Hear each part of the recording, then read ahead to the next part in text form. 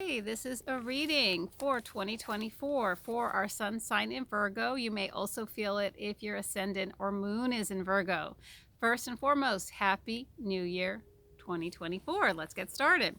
The big news is that Pluto is entering Aquarius in January.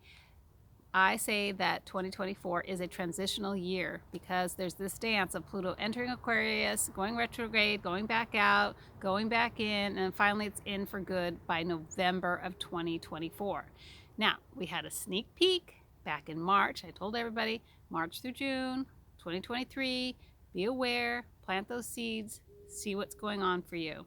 So this would be a good time for you to sit down with a pencil and paper and really say, hey, okay, this happened, this could be a potential. What do I want to experience over the next 20 years? Because there's a big click in the astrological clock that's saying, hey, we are now entering a next chapter for the next 20 years with Pluto going into Aquarius. And for you in specific, it's transitioning from 5th house into 6th house.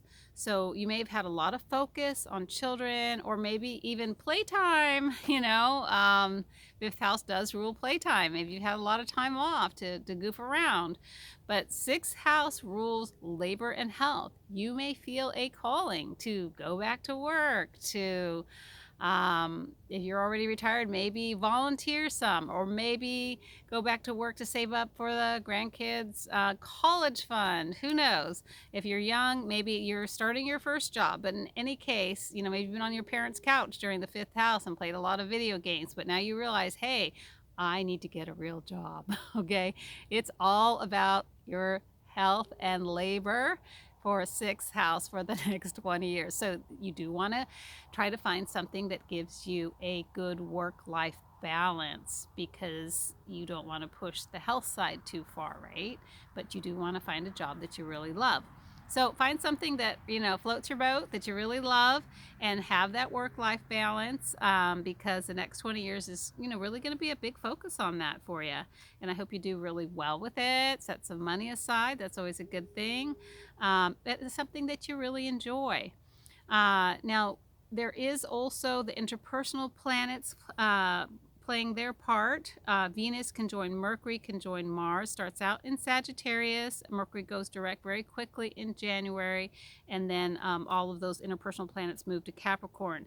So there's a lot of soul talk. The holidays, we do get that one-on-one time, hopefully, with folks, with family, with friends. Hopefully it's more than just texting. Just if you haven't already, reach out, have that conversation, that real conversation, because those interpersonal planets have really been grouped together. And for you, they are in the house of the home, in the 4th house. So there's been maybe conversations at home or about your home or with your close family that represents home. So find that balance. The other thing I saw for you is that it's a great time, especially after Mercury goes direct in January, but it's a great time to negotiate a contract that you could lock in for a few years. So if that resonates with any of you out there, that just sort of came to me while I was looking at the whole big picture for you. For everyone, there's also some fogginess going on, so that's why I say put pen to paper, sort it out, use a little bit of logic. If it's too good to be true, probably is. Don't go in too heavily for something that might have that big payoff that also might not. Just use common sense. Okay, well, I hope that helps. I'm signing out for now. If this resonates with you, hit the like or subscribe button. With love and light, Astro Angel.